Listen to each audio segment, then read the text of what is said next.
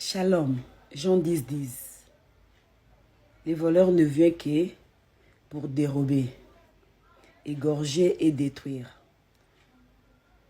Oui, ben, rapport na oboma, ko bebisa, ko samba tumabe. Si ko yotikela ki porte pour les po akota ndene. Poti akota, abanda ko boma, abanda salma be se porte no ezaki polele. Se porte no ezaki okanga bien te. Poso ko kangi okanga ki porte na yo bien, alinga akota ta.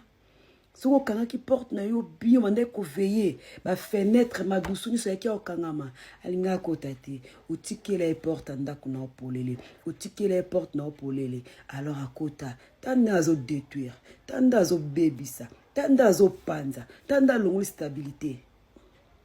na vie na yo na nyoso na ndako na et marcher bien tanda kuna désordre na ndako na qui mezate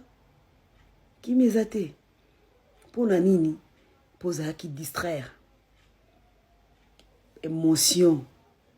nalikamwana pekuna émotionné nalikamwana pekuna émotionné na distraction mukubo otika okota kinango akoyiko kanga porte ndako na tetande moyiba obebisa tanda zo panza ubika oyiba nyoso soko lukinza bien na bosolote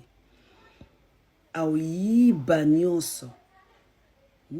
yiba au détruire pe nyonso pe meme chèque ne loko mo osalaki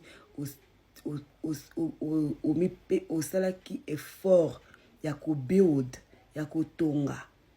ndako no sala effort ya ko tonga ngo bandi brique moko mibale tie tongama mais na bopete fungoli porte moyiba oyibi au détruire otikele pe kita vanda avandi otikele pe mbeto sora kiponga la olala akomo contrôler bino